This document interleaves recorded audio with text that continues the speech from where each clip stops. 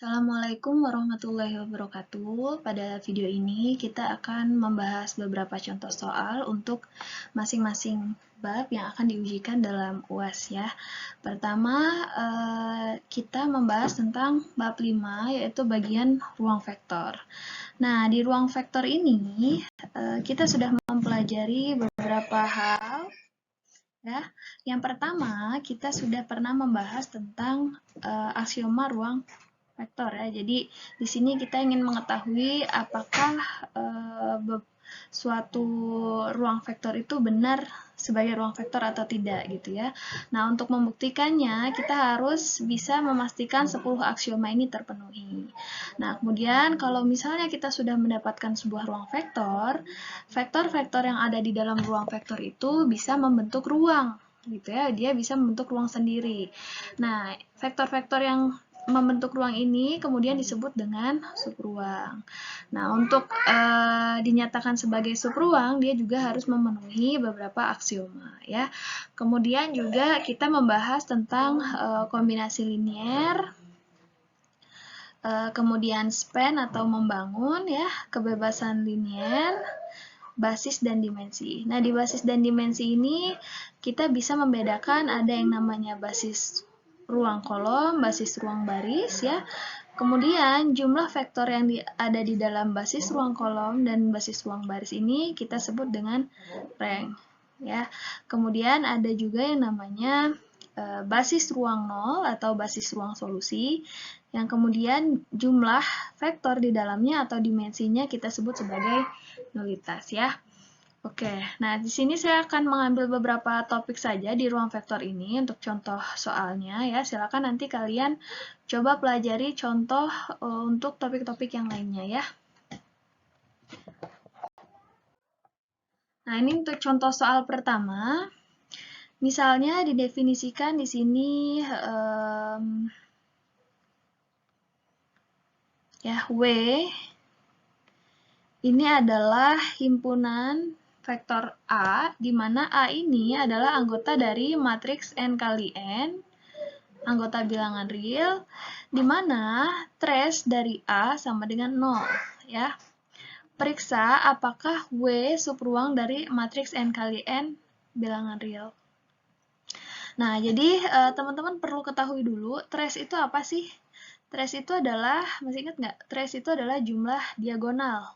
Ya, jadi misalnya gini, ada matriks 2 kali 2, di sini ada nilai, di sini ada nilai, ada nilai, ada nilai. Nah, kita jumlahkan entry diagonalnya, gitu ya. Jumlah entry diagonalnya ini adalah trace. Nah, sekarang kita ingin membuktikan apakah, gitu ya, jumlah entry, apakah terdapat, apakah kumpulan matriks yang memiliki trace sama dengan 0 itu subruang dari matriks N kali N atau bukan. Nah, caranya adalah yang pertama kita ambil sembarang dulu di W-nya gitu ya. Jadi misalnya di sini ada ruang vektor matriks 2 kali 2, kemudian di sini ada subruang W. Nah, di subruang W ini kita ambil sembarang anggotanya gitu ya. Misalnya di sini ada U, ada matriks U dan matriks V, di mana dia berada di dalam W ya, dia anggota dari W. Kemudian kita punya bilangan skalar K. Nah, untuk membuktikan subruang atau tidak, kan ada 4 syarat ya. Pertama adalah kita harus bisa membuktikan bahwa W ini tidak sama dengan himpunan kosong. Jadi W ini ada anggotanya. Gitu. Nah, yang kedua, kita harus bisa membuktikan bahwa W ini adalah anggota dari matriks 2 kali 2. Gitu ya, anggota dari si ruang vektornya. Nah, yang ketiga, kita harus bisa membuktikan bahwa anggota dari W, misalnya ada U dan V ya, berarti U plus V. Kalau kita jumlahkan, dia tetap berada di W ya. Hasil penjumlahannya itu adalah anggota dari W. Kemudian yang keempat, kalau misalnya salah satu vektornya kita kalikan dengan K, skalar K, misalnya K dikali U, maka hasilnya harus berada di dalam W juga. Nah, sekarang tadi ya kita ingin membuktikan apakah W ini subruang dari matriks N kali N atau bukan. Nah, kita ambil sembarang, misalnya ada U dan V, di mana U dan V ini adalah anggota A. Nah, setelah kita ambil sembarang, kita harus definisikan dulu, U itu apa, V itu apa. Karena dia anggota dari W, berarti kita bisa bilang dong bahwa, bentar ya,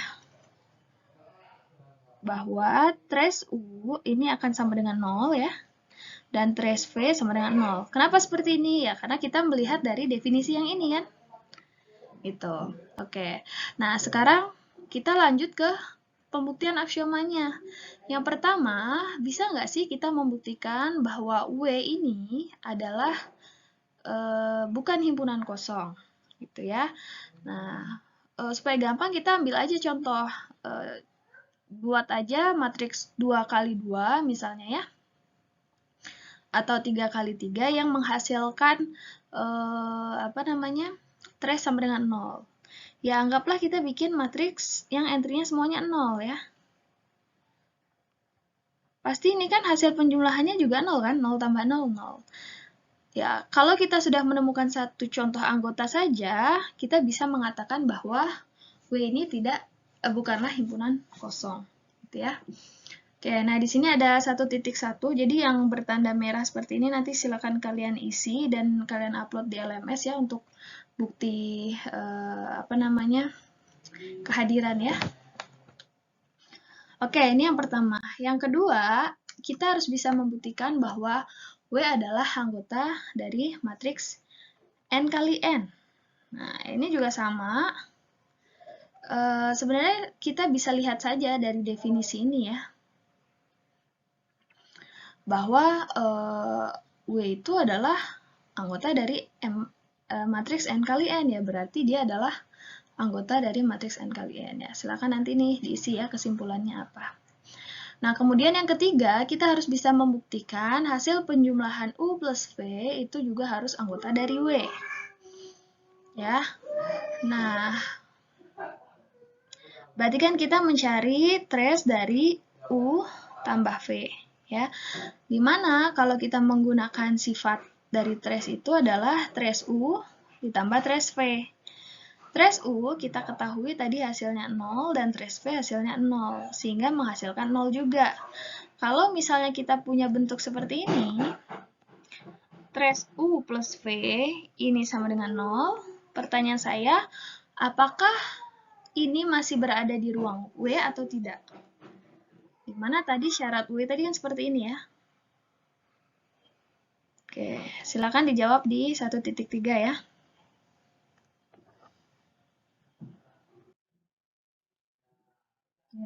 Nah, selanjutnya yang keempat kita harus bisa membuktikan K kali U anggota dari W. Berarti kita mencari nilai trace K kali U itu berapa sih gitu ya. Nah, berarti kan trace K kali U dengan sifat trace kita membuat seperti ini, K kali trace U. Berarti K kali 0, hasilnya 0. Nah, kalau misalnya kita punya bentuk seperti ini, trace K kali U sama dengan 0, berarti kesimpulannya apa? Apakah K kali U itu masih anggota W atau bukan? Ya, perhatikan bentuk atau definisi yang di awal ini ya. Apakah sudah sesuai atau belum? Kalau misalnya sesuai, berarti dia anggota. Nah, tadi kita sudah lihat ya, aksioma pertama terpenuhi atau tidak, kedua, ketiga, dan keempat. Kalau misalnya semua terpenuhi, maka kita bisa menyimpulkan bahwa W adalah subruang dari matriks N kali N. Tapi, kalau ada salah satu yang tidak terpenuhi, berarti kesimpulannya adalah W bukan subruang dari N kali N ya. Jadi silakan nanti di sini kalian isi kesimpulannya apa ya, apakah dia subruang atau bukan. Oke, itu untuk contoh soal subruang ya. Sekarang kita berlanjut ke contoh yang lain. Misalnya di sini kita memiliki Q. Q itu adalah 7x kuadrat plus 8x plus 9.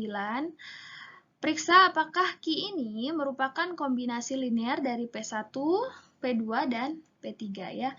Kita ingin membuktikan apakah Qi ini kombinasi linear dengan P1, P2, dan P3.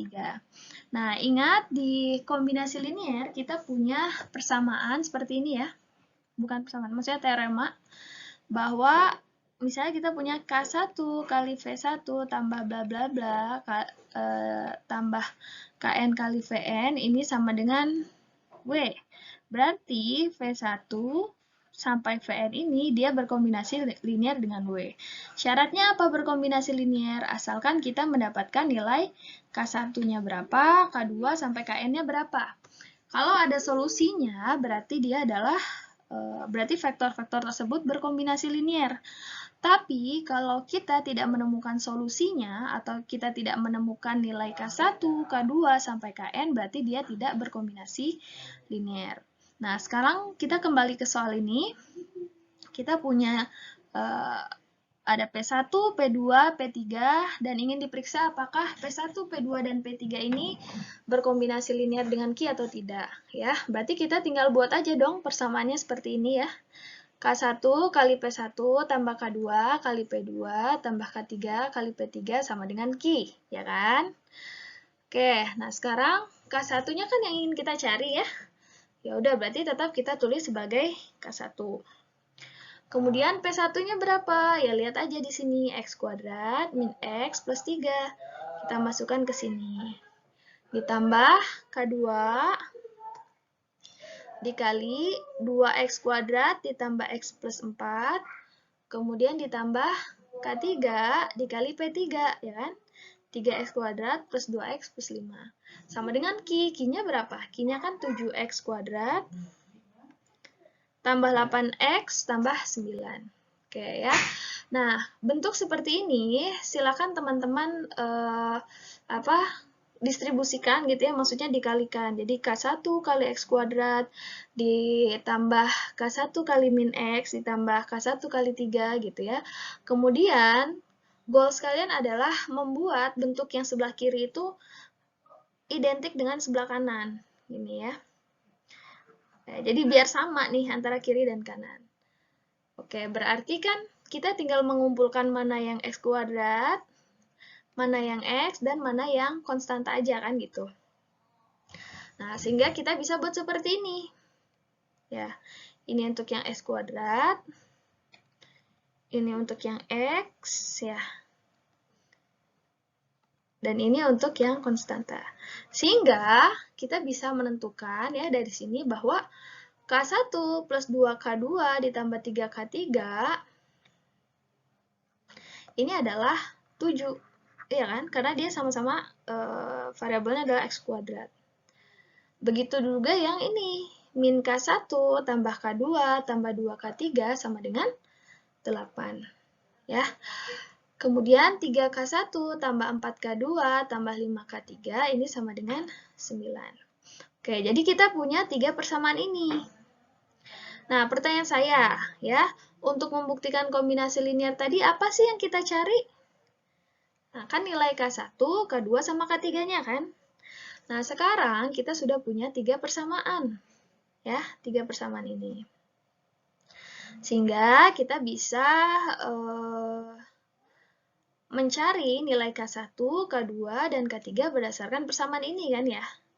Dengan cara apa? Nah, ya OBE ya. Jadi kita buat dulu persamaan tadi menjadi sebuah matriks perluasan. Silakan nanti kalian buat matriks perluasannya seperti apa. Kemudian kalian lakukan OBE ya kan, sehingga kalian mendapatkan solusi nanti nilai K1-nya berapa, K2-nya berapa, K3-nya berapa. Maka nanti kalian bisa simpulkan bahwa Qi ini berkombinasi linear nggak sih dengan P1, P2, dan P3. Gitu ya. Nanti silakan diisi 2.1, 2.2, dan 2.3. Oke, gitu ya. Terima kasih. Nah, sekarang kita masuk ke bab yang keenam, yaitu tentang transformasi linier ya. Jadi, inti dari transformasi linier ini, kita ingin memetakan sebuah vektor ya, dari suatu ruang vektor ke ruang vektor yang lainnya. Ya, kan kita sudah mengenal ruang vektor itu, misalnya bentuknya adalah di Rn ya, di ruang bilangan real, kemudian juga matriks ataupun polinom, gitu kan. Nah, jadi kita bisa memetakan nih, misalnya dari R2 ke R3, dari R3 ke matriks, dari matriks ke polinom, gitu ya, atau bahkan di ruang vektor yang sama pun kita bisa memetakan vektor-vektor tersebut. Nah, ya, jadi untuk melakukan pemetaan suatu vektor ke ruang vektor yang lainnya, kita membutuhkan yang namanya transformasi linier ya.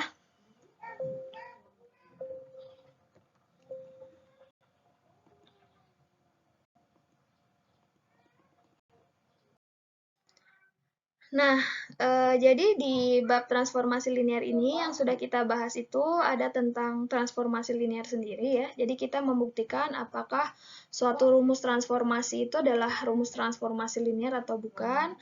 Kemudian kita juga bisa menentukan matriks transformasi. Kemudian kita menentukan basis kernel dan juga range ya. Ya mungkin supaya lebih tergambar kita bisa buat seperti ini ya. Bentar.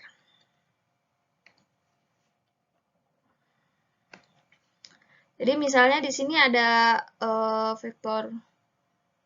ruang vektor V, kemudian di sini ada ruang vektor W. Nah, jadi ceritanya kita mau memetakan sebuah vektor di V, misalnya vektor A ke vektor W. Nah, dari A ke W ini kita membutuhkan yang namanya si transformasi linier. Nah, misalnya dengan rumus transformasi gitu ya. Kemudian kita akan mendapatkan hasil transformasi dari A di W ini. Gitu ya. Nah, jadi di sini kita membutuhkan transformasi linier atau T. Nah, transformasi linier ini bisa kita buat dalam bentuk yang lain, yaitu dalam bentuk matriks transformasi ya. Nah, kemudian kalau misalnya ada beberapa vektor nih ya. Kalau misalnya nih ya, dari A kita transformasikan ke W jadinya transformasi A, kemudian dari B kita transformasikan ke W jadi vektor 0, dari C ke W jadi 0, maka vektor B dan C ini adalah anggota dari kernel. Jadi anggota dari kernel itu adalah vektor-vektor yang ada di V yang dipetakan ke W, dia menghasilkan vektor 0. Itu namanya kernel ya. Nah, sedangkan di sini hasil dari transformasi A atau hasil transformasi A ini disebut anggota dari range. Nah, jadi kalau teman-teman lihat anggota dari kernel itu ada di domainnya ya di sini. Sedangkan anggota dari range itu ada di kodomain. Oke. Sekarang kita masuk ke contoh ya.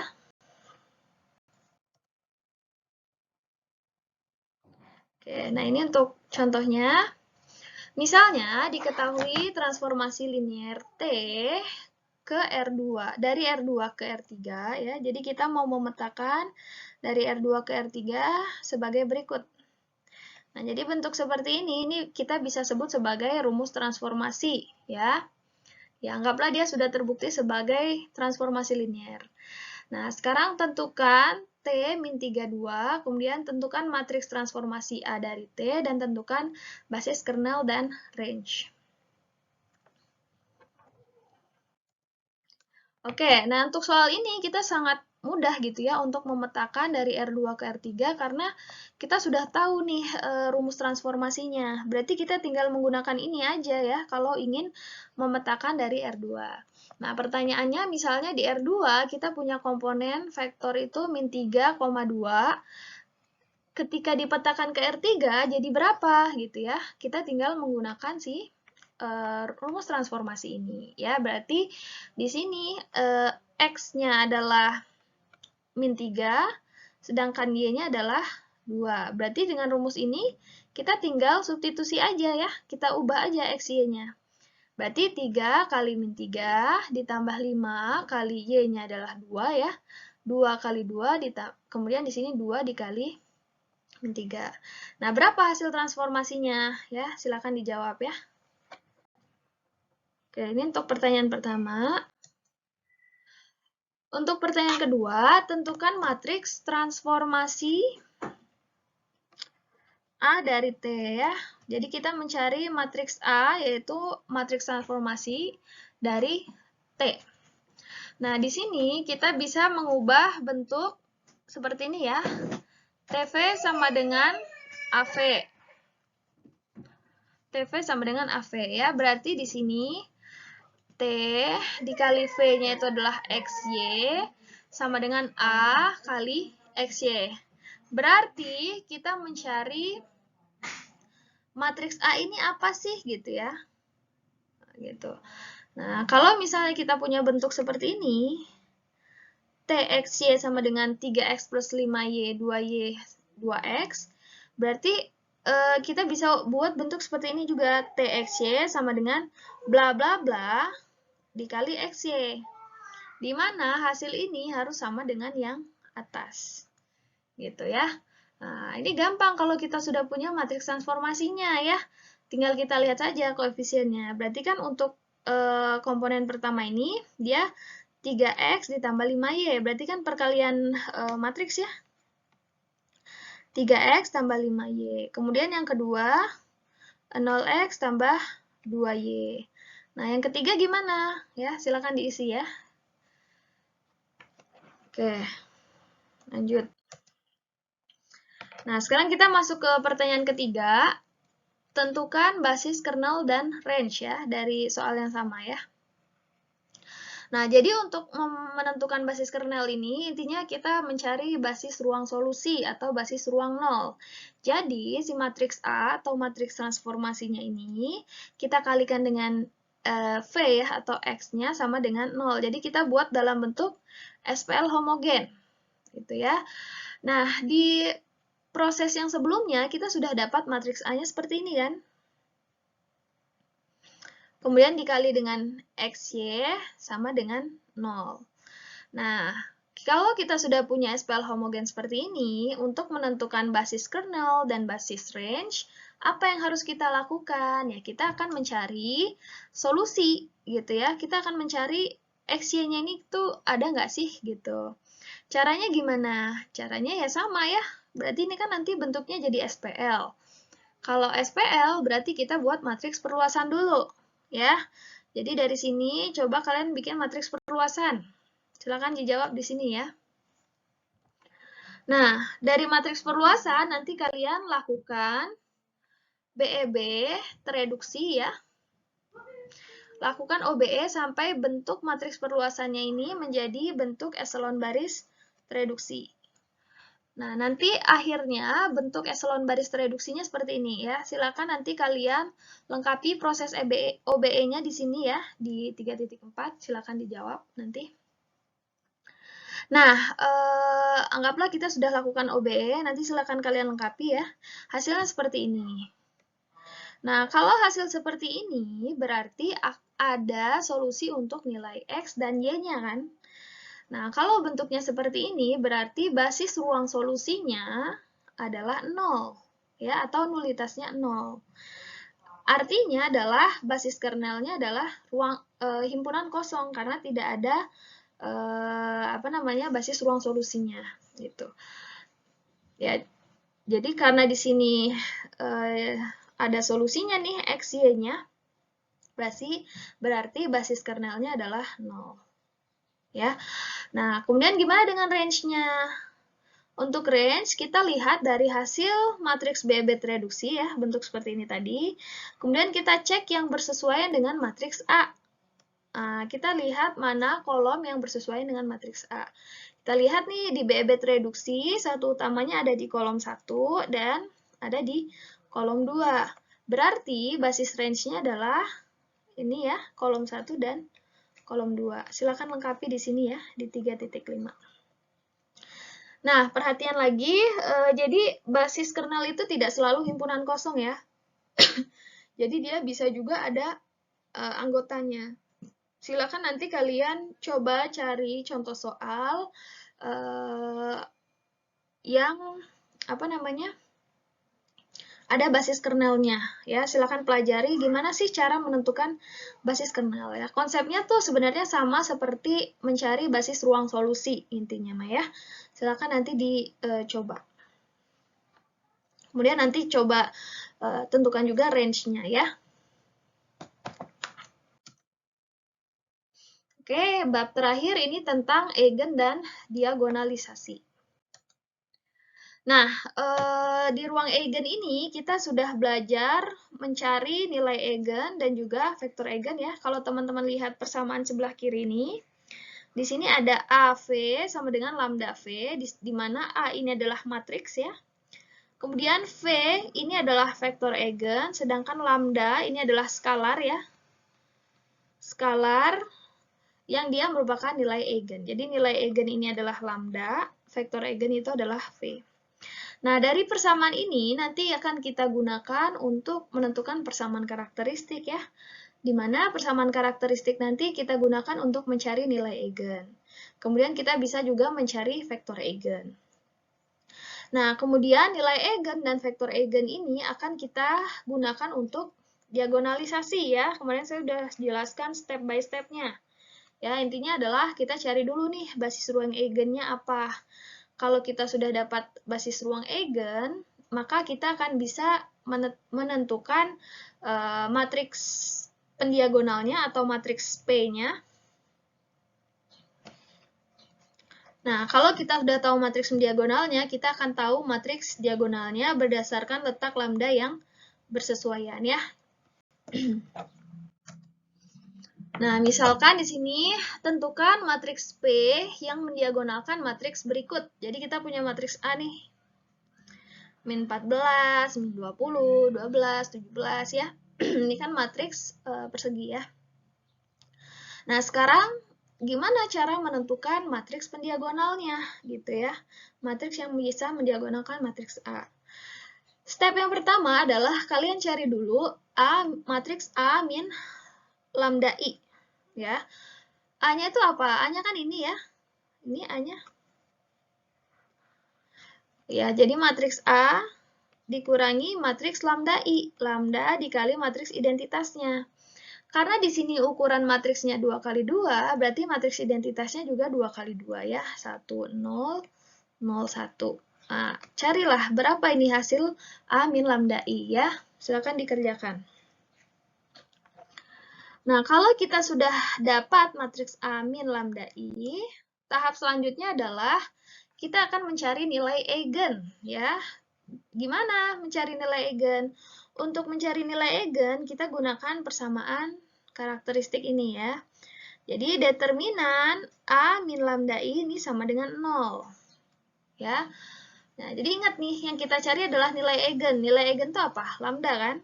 Nah, berarti dengan menggunakan persamaan ini, kita mau mencari nilai lambda itu ada berapa sih? Gitu ya, solusinya apa aja? Ya, oke. Kita cari determinan dari matriks A min lambda I yang sudah kita cari tadi ya. Nah, itu kemudian kita sama dengan kan 0, kemudian kita cari solusi lambdanya itu berapa. Silakan dikerjakan di sini. Nah, nanti hasil akhirnya itu adalah lambda min 1, lambda min 2 sama dengan 0. Nah, dari sini kalian sudah bisa menentukan nilai eigennya kan? Nilai eigen dari matriks A. Berapa coba? Ya, silakan di sini ya. Kelihatan kan sebenarnya ya? Lambda min 1 berarti lambdanya berapa? 1. Lambda min 2 berarti lambdanya berapa? 2. Gitu ya.